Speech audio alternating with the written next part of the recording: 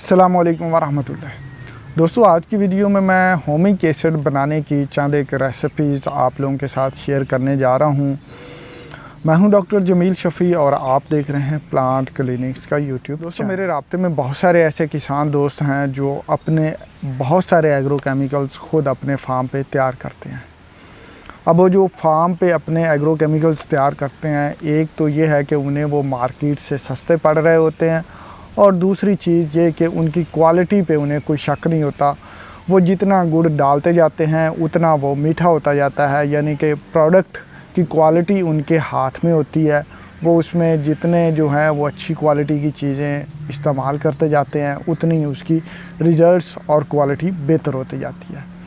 अब आज की वीडियो में हम होमिक एसिड जो वो अपने फार्म पे बनाते हैं उस पर बात करने लगे हैं। मैं यहाँ पे क्लियर करता चलूँ कि होमिक एसिड की बहुत सारी रेसिपीज़ शामिल हैं, और मार्केट में जो है होमिक एसिड को अगर हम देखें तो कुछ लो क्वालिटी के होते हैं, कुछ मीडियम क्वालिटी के होते हैं, कुछ हाई क्वालिटी के होते हैं। तो आज की वीडियो में मैं मीडियम और हाई क्वालिटी की रेसिपीज़ पे बात करूँगा। अब जो मेरे ज़्यादातर फार्मर्स कांटेक्ट में हैं वो मीडियम या हाई क्वालिटी का होमिक एसिड बना रहे होते हैं। लो क्वालिटी पे बहुत कम लोग जो हैं वो जाते हैं, लेकिन अगर आप चाहें तो वो भी बना सकते हैं। तो जो सबसे पहली चीज़ है कि हम देख लेते हैं कि मीडियम क्वालिटी का होमिक एसिड हम किस तरह से तैयार कर सकते हैं। यहाँ पे हम बात करने लगे हैं सॉलिड होमिक एसिड की। मार्केट में लिक्विड होमिक एसिड भी अवेलेबल है और सॉलिड होमिक एसिड भी अवेलेबल है। अब जो मेरे कांटेक्ट में फार्मर्स हैं वो मीडियम क्वालिटी का जो होमिक एसिड बना रहे होते हैं, वो अगर 50 किलो होमिक एसिड लिग्नाइट को प्रोसेस करना चाह रहे हैं तो उसके लिए क्या किया जाता है कि एक ड्रम ले लिया जाता है, उसमें 50 लीटर पानी डाल के उसमें 1.5 किलो जो है नाइट्रिक एसिड जो है वो आमतौर पर बाज़ार से मिल जाता है, या फिर मैं एट दी एंड एक ऐसा नंबर भी शेयर करूंगा जहां से आप ये सारी चीज़ें जो हैं मंगवा भी सकते हैं। तो वो क्या करते हैं कि नाइट्रिक एसिड के 1.5 किलो को उस 50 लीटर पानी में हल कर देते हैं, या अगर नाइट्रिक एसिड अवेलेबल ना हो तो कुछ दोस्त जो हैं वो फास्फोरिक एसिड को भी इस्तेमाल करते हैं। अब ये दोनों जो एसिड्स हैं ये खुराक की अज्जा के तौर पे भी काम करते हैं। नाइट्रिक एसिड से पौधों को नाइट्रोजन मिल जाती है और फास्फोरिक एसिड से पौधों को फास्फोरस मिल जाती है। तो नाइट्रिक एसिड जो है उसका 1.5 किलो या फिर 1.5 किलो जो है फास्फोरिक एसिड उस 50 लीटर पानी में हल कर लिया जाता है। याद रखिए, यहाँ पे जो ड्रम इस्तेमाल किया जाता है वो प्लास्टिक का ड्रम इस्तेमाल किया जाता है, लोहे की कोई चीज़ इस्तेमाल नहीं की जाती। अब जो नाइट्रिक एसिड 1.5 किलो या फास्फोरिक एसिड को 50 लीटर पानी में हल करने के बाद उसमें 50 किलो जो है वो डाल दिया जाता है लिग्नाइट अच्छी क्वालिटी का, जिसमें अच्छी परसेंटेज हो होमिक एसिड की 60 से 70% या इससे ऊपर वाला इस्तेमाल किया जाए तो बेहतर होमिक एसिड की क्वालिटी हासिल होती है।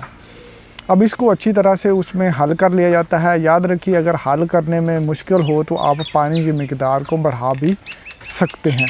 आप 60 लीटर भी इस्तेमाल कर सकते हैं, 70 लीटर भी इस्तेमाल कर सकते हैं, 80 लीटर भी इस्तेमाल कर सकते हैं, जहाँ पे लिग्नाइट जो है वो अच्छी तरह से पानी में जो है वो एक जैसा हल हो जाए, पानी जो है लिग्नाइट के हर हिस्से में पहुंच जाए। ऐसा ना हो कि लिग्नाइट जो है वो सेंटर में से गीला ना हो या गुठलियां बन जाए, तो ऐसा नहीं होना चाहिए। अच्छी तरह से लिग्नाइट को जो है वो पानी में हल हो जाना चाहिए।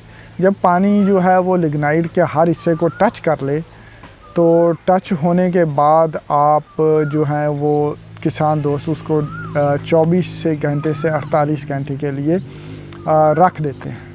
24 से 48 घंटे के बाद क्या किया जाता है कि पोटाशियम हाइड्रोक्साइड 90% वाला 5.5-6 किलो जो है वो एक अलहदा प्लास्टिक के ड्रम में हल करके उसको महलूल बना दिया जाता है। याद रखिए, जब पोटाशियम हाइड्रोक्साइड को पानी में हल किया जाता है तो पानी का दर्जा हरारत बढ़ता है, तो इस रिएक्शन के दौरान दस्ताने पहनना, आँखों की हिफाजत करना, चेहरे की हिफाजत करना जो है वो बहुत ज़्यादा ज़रूरी होता है, क्योंकि ये एक हीट जो है इससे प्रोड्यूस होती है। तो उतना हल किया जाता है। तकरीबन 10 लीटर पानी में जो है वो 6 किलो लिग्नाइट को हल कर लिया जाता है, लेकिन आहिस्ता आहिस्ता डाला जाता है ताकि लिग्नाइट जो है वो बहुत ज़्यादा हीट प्रोड्यूस ना करे। तो जब ये हल हो जाता है तो जो हमने पहले से जो है महलूल लिग्नाइट को हल किया होता है ड्रम में, उसमें ये महलूल डाल दिया जाता है पोटाशियम हाइड्रोक्साइड का, और इसको दोबारा से अच्छी तरह से हल कर लिया जाता है। ज़रूरत पड़े तो पानी और डाल दिया जाता है ताकि ये अच्छी तरह से हल हो जाए। और जब ये हल हो जाता है अच्छी तरह से तो इसको फिर एक पॉलीथीन की शीट के ऊपर जो है बाहर निकाल दिया जाता है, या एक अगर आपके पास पक्का फर्श है तो उसके ऊपर निकाल लिया जाता है और इसको खुश्क होने के लिए रख दिया जाता है।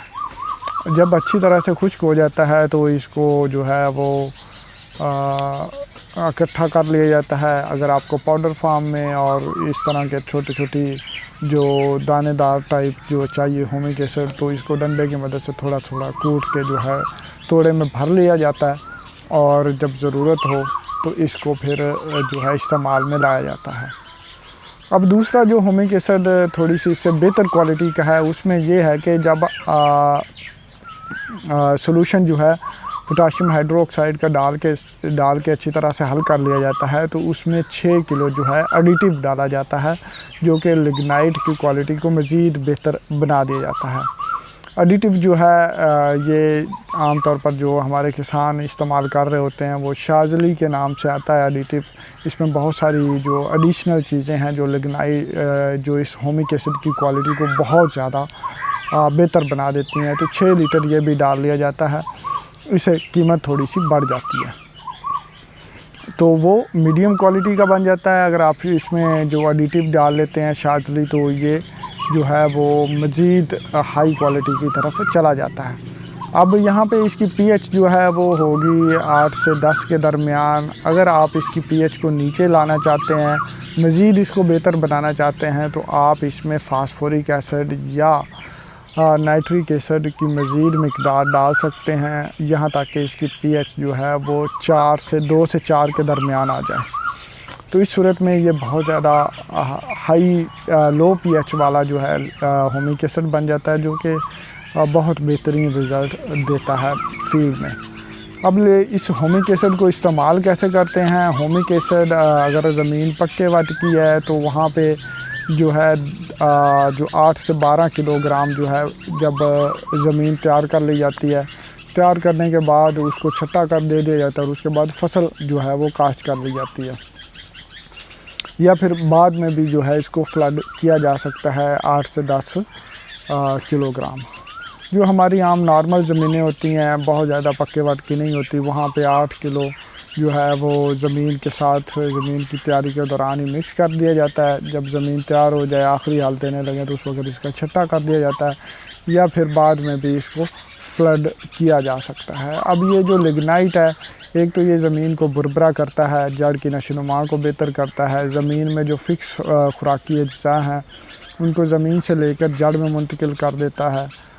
तो और जो ज़मीन की एरेशन है, ऑक्सीजन की अवेलेबिलिटी है, माइक्रो न्यूट्रिएंट्स की अवेलेबिलिटी है, और दूसरी जो माइक्रोबियल एक्टिविटी है उसको बेहतर बनाता है। और इस तरह से ये जो है लिग्नाइट हमारे पौधों पे जो है वो बहुत ज़्यादा पॉजिटिव असरात डालता है। दोस्तों, ये थी लिग्नाइट बनाने की एक रेसिपी। अब ये जो चीज़ें हैं मैं डिस्क्रिप्शन में एक नंबर शेयर कर दूंगा, अगर आप लोग ये जो इसके रॉ मटेरियल हैं वहाँ से मंगवाए जा सकते हैं, या आप अपने लोकल मार्केट से भी पता कर सकते हैं। आमतौर पर ये जो रॉ मटेरियल्स हैं लोकल मार्केट से नहीं मिल रहे होते, तो आपकी अगर बड़े शहरों में रहते हैं तो हो सकता है आपको वहाँ से लोकल मार्केट से भी मिल जाए। अदरवाइज़ जो नंबर है वहाँ पे आप कॉल करके ये मंगवा सकते हैं। और ये होमिक एसिड जो है आप ख़ुद अपने फार्म पे या अपने दोस्तों को जो है तैयार करके दे सकते हैं। अगली जो बहुत इम्पॉर्टेंट चीज़ है दोस्तों, ये जो रेसिपीज़ हैं ये कमर्शियल पर्पज़ के लिए इस्तेमाल नहीं की जा सकती, ना ही इसको किसी ये है कि आप तैयार करके जो है वो कमर्शियल पर्पज़ सेल करने के लिए इस्तेमाल किया जा सकता है। ये हरगज़ ऐसी रेसिपीज़ नहीं है, ये सिर्फ पर्सनल यूज़ करने वाली रेसिपीज़ हैं। ख़ुद अपने फार्म पे तैयार किए जा सकती हैं और अपने पर्सनल इस्तेमाल में लाई जा सकती हैं, किसी भी कमर्शियल पर्पज़ के लिए इस्तेमाल नहीं की जा सकती। दोस्तों अपनी फसलों में उशर की नियत करें, अल्लाह ताला आपकी फसलों में बरकत अता फरमाए। मिलते हैं अगली वीडियो में, तब तक अल्लाह हाफिज़।